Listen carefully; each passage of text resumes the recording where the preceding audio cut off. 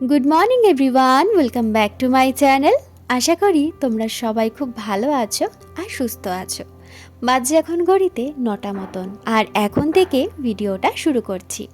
সকালবেলা mister Chakraborty breakfast করে চলে গেছে অফিসে, তারপর আমি একটু সময় কাটিয়ে বাড়িতে ফোন করে এখন থেকে ভিডিওটা শুরু করছি। আর দেখে নিশ্চয়ই বুঝতেই পারলে আকাশটা কিন্তু পুরো মেঘলা করে রয়েছে।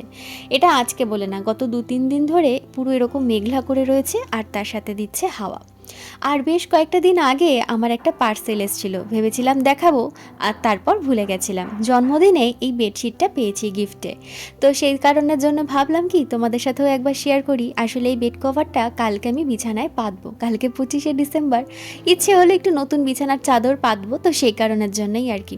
তো কলকাতা থেকে ভেবেছিলাম এবার বেডশিট নিয়ে আসবো, কিন্তু যেহেতু এবার ফ্লাইটে এসেছি আর আমার দুটো বেডশিট না প্রচণ্ড ভারী ছিল, তো মিস্টার চক্রবর্তী সেই সময় আনতে দেয়নি, কারণ তার আগের বার ফ্লাইটে যাওয়ার সময় লাগেজ অনেক ভারী হয়ে গেছিলো, আমাদের অনেক কিছু বের করতে হয়েছিল, হ্যান্ডব্যাগে ট্রান্সফার করতে হয়েছিল। তো সেই কারণের জন্য আমাকে আগে থাকতেই বলেছিল ব্যাগ যাতে হালকা থাকে, কারণ এরবার ওর অপারেশন হয়েছিল, ও ভারী ব্যাগ টানতেও পারবে না। আর ফ্লাইটে তো জানোই 14 কেজির বেশি আর কি ফ্লাইটে অ্যালাউ করে না, তো আর বেশি হলে এক্সট্রা টাকা দিতে হয়। তো সেই কারণের জন্যই বুঝে শুনে আমরা এই বেডশিটগুলো আনিনি। তো যাই হোক, বেডশিটটা তুলে রেখেছি, নয় কালকে আর নয়তো 1 জানুয়ারির দিন ওটা পাতবো, তবে ইচ্ছে আছে কালকের দিনটাতেই। কালকের দিনে যদিও এখানে স্পেশাল বলে সেরকম কিছুই হয় না, তবে কলকাতায় তো বেশ জাঁকজমক করে মেলা কিন্তু চারিদিকে বসে গেছে।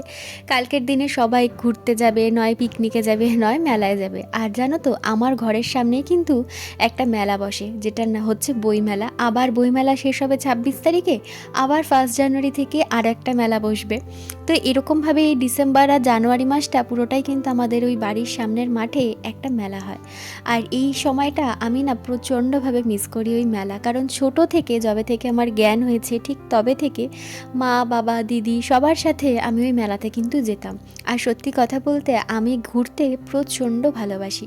তবে এইবার জানো তো, মনটা ভীষণ খারাপ। এইবার 25শে ডিসেম্বর বলো, 31 বা 1 জানুয়ারিতে আমি কোথাওই যেতে পারবো না, আমাকে বাড়িতেই থাকতে হবে। আর মিস্টার চক্রবর্তী অফিস থেকে ছুটি নিতে পারবে না, আর তাড়াতাড়ি সে আসতেও পারবে না। তো এই বছরের শুরুর দিন, বছরের শেষের দিন আর এই 25শে ডিসেম্বর আমার কিন্তু বাড়িতেই কাটাতে হবে। তো সে কারণের জন্য মনটা একটু খারাপ। বছরে এই দিনগুলো একবার করেই আসে, তাই না? আর এই দিনগুলো চলে গেলে কিন্তু ফিরে আসবে না ওই বছরে। কিন্তু তবু আমাদের কিছুই না এবার করার নেই। আগের বার জানো তো, 25শে ডিসেম্বর বা 1 জানুয়ারিতে ও অফিস থেকে একটু তাড়াতাড়ি চলে এসেছিল।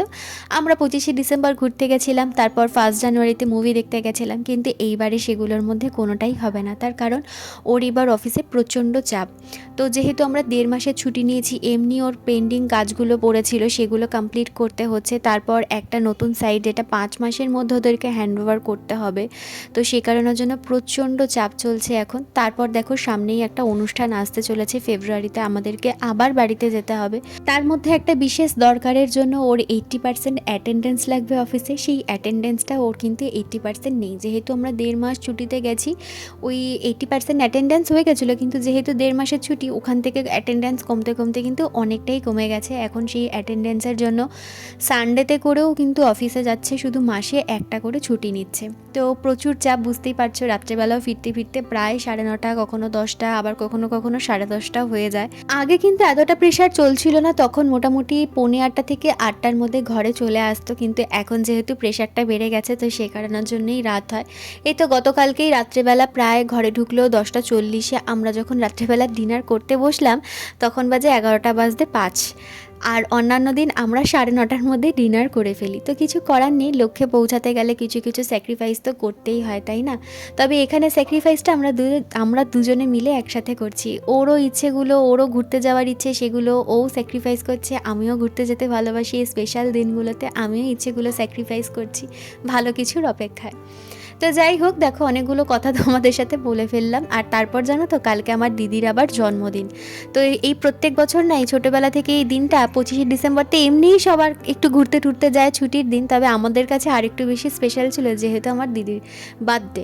বাড়িতে ভালো মন্দ খাওয়া দাওয়া হতো। সন্ধেবেলা আমরা 3জনে মিলে, দিদি, আমি আর জামাইবাবু, তখনও প্যাম্পু হয়নি, আমরা 3জনে মিলে আমাদের সোদপুরে একটা পানিহাটি মেলা হয় অনেক বড় করে। তো সেই মেলাতে আমরা কিন্তু ঘুরতে যেতাম।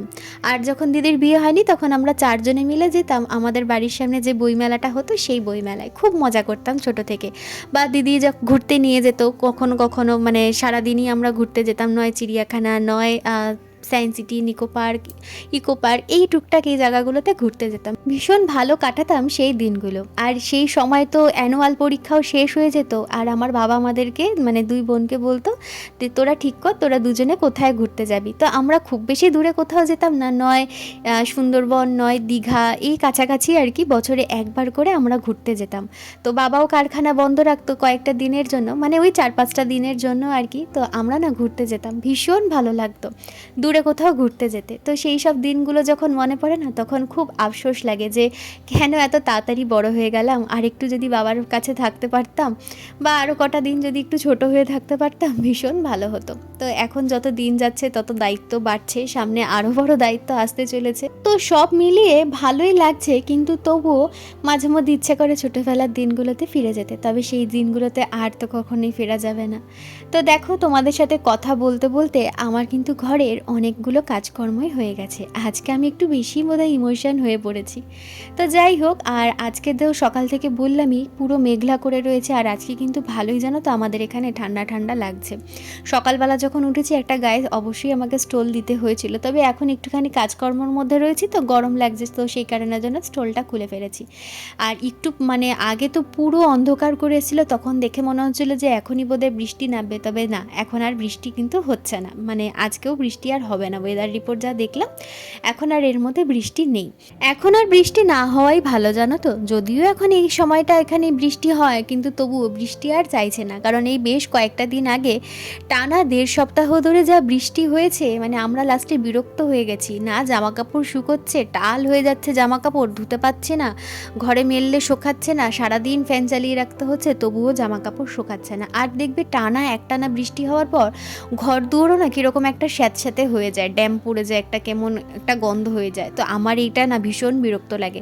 তো এই টানা 1.5 সপ্তাহ বৃষ্টির পর যখন রোদ উঠেছে, মানে আমার নিজেরই তখন এত আনন্দ হচ্ছে কি বলবো। তো সেই কারণের জন্যই বললাম যে এখন যাতে বৃষ্টি আর না হয় তাহলেই বেশ ভালো।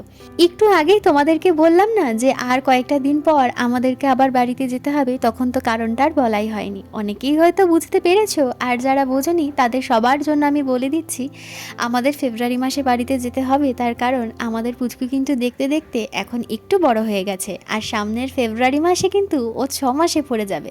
আর 6 মাসে পড়ে গেলে তো জানোই, মামা ভাত, মুখে প্রসাদ, অন্নপ্রাশন যে যাই বলো না কেন, সেই অনুষ্ঠানটা হয়। আর ওর কিন্তু ফেব্রুয়ারি মাসে ওই 6 মাস পূর্ণ হওয়ার জন্য মামা ভাত অনুষ্ঠানটা ফেব্রুয়ারি মাসেই হচ্ছে। তো মামা ভাত মানে তো মামা মুখে প্রসাদ দেবে, তো সেই কারণের জন্য আমাদেরকে তো যেতেই হবে ফেব্রুয়ারি মাসে। আর অনুষ্ঠানটা যেহেতু একটু বড় করেই হচ্ছে শুনলাম, তো আমাদেরও টুকটাক কিছু শপিং করার আছে, তারপর অনেক কিছু প্ল্যান করে রেখেছি, সেগুলো সবই তোমাদের সাথে শেয়ার করব। তবে এখনও যেহেতু বেশ কিছুটা সময় আছে, সবই আস্তে ধীরে আর কি শুরু হবে। তো দেখো, এখানে তো ঘরটা আমার গোছানো হয়ে গেছে, এবার ঢুকবো রান্নাঘরের দিকে। তো মাছটা না বের করে রাখতে ভুলেই গেছি। ডিপ ফ্রিজে মাছটা রাখলে না একদম মাছটা জমে যায়, আর বেশ অনেকক্ষণ লাগে সেই মাছের বরফটা কাটতে, মানে জল দিয়ে রেখে দিলেও অনেকটা সময় লেগে যায় বরফটা কাটতে, কারণ এমনি এখন ঠান্ডা ঠান্ডা ওয়েদার, বরফটা না সহজে কাটতে চায় না। আমি বেশ কিছুক্ষণ আগে মানে মিস্টার চক্রবর্তী চলে যায়, তার পরপরই আমি মাছ রান্না করলে না মাছটা বের করে রাখি। আজকে একদম ভুলে গেছি। যাই হোক, এই মাছ রান্না করতে গিয়ে আমার হয়তো একটু দেরিও হতে পারে। আর এখন চলে এসেছি মাছ আর যা যা রান্না করব সেই সমস্তগুলো সবজি বের করে নেওয়ার জন্য। তো আজকে 2 রকমেরই রান্না হবে আমাদের। সেদিনকে তোমাদেরকে দেখিয়েছিলাম না অনেকটা মূলো শাক কিনেছি, তার মধ্যে থেকে তো একদিন মাত্র হয়েছে, তারপরও দেখো এখনও কতটা মূলো শাক রয়ে গেছে, এখনও মোটামুটি 2 দিন আমাদের কিন্তু চলে যাবে। তো এখন এই মূলো শাকটা করব, আর আলু দিয়ে ফুলকপি দিয়ে হবে রুই মাছের ঝোল। আর মিস্টার চক্রবর্তী প্রথমবার বলেছে মাছের ঝোল কিন্তু খাবে, মানে এর আগের দিনও মাছের ঝোল আমি করেছিলাম সেটাও খেয়েছিল, তবে এইবারও কিন্তু খাবে। অন্যান্যবার কি হতো, ওর জন্য মাছের ঝোল করতে হতো, আর মাছ ভাজা ওর জন্য রাখতে হতো, ঝোলের মাছও খেত না, কিন্তু এখন মাছের ঝোলেরটা আর কি খায়। তো এখন চলে এসেছি মূলো শাকটা কেটে নেওয়ার জন্য।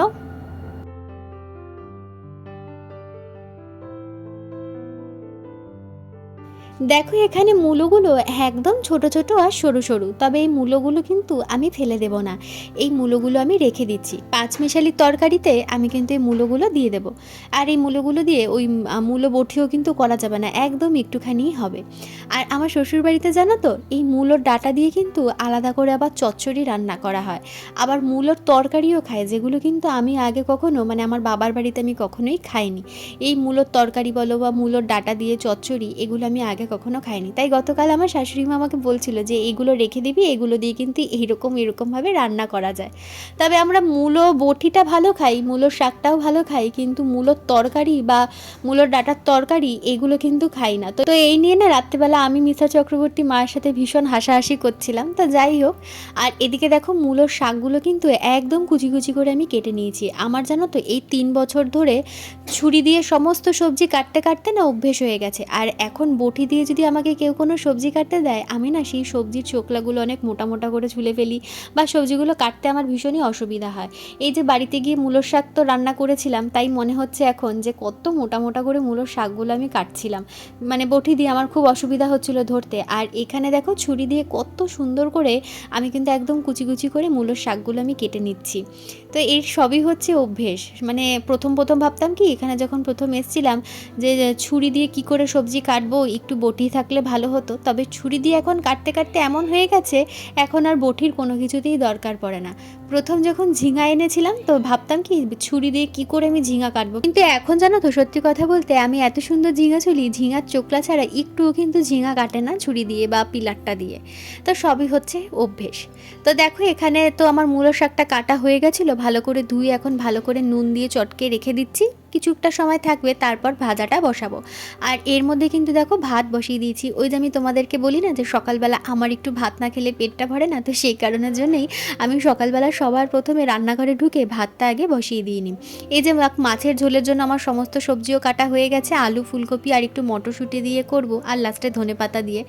তো ওই মাছের ঝোলটা বসিয়ে দিয়ে তারপরে কিন্তু আমি ভাত খেতে বসবো। তা আজকে যেহেতু মাছ আছে, তাই সকালবেলা আমি মাছ ভাজা দিয়ে ভাত খাবো। আর আমাদের মাছের ঝোল রান্না হলে এক বেলার জন্যই হয়।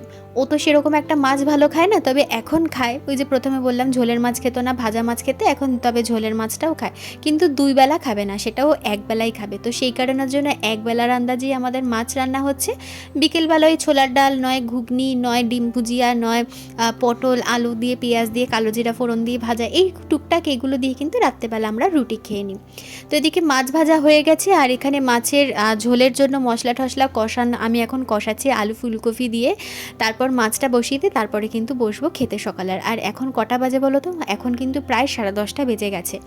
সকালবেলার এই টাইমটা আমার একটু তাড়াহুড়োর মধ্যেই থাকে, কারণ ওই 12টার মধ্যে আমাকে রান্না কমপ্লিট করে দিতে হবে। এই একটা না টেনশান আমার মধ্যে মানে কাজ করে, যে একটু এদিক থেকে ওদিক দেরি হয়ে গেলে যদি খাবারটা দিতে টাইম মতো না পারি, আর এসে দাঁড়িয়ে তো সে থাকবে না যে খাবার নিয়ে যায় না, তো সেই জন্য একটু তাড়াহুড়োর মধ্যেই আমাকে থাকতে হয়। তো সেই কারণের জন্য সকালের এই ঘর গোছানোর কাজকর্মগুলো আমি চেষ্টা করি যতটা তাড়াতাড়ি সম্ভব তত তাড়াতাড়ি করতে।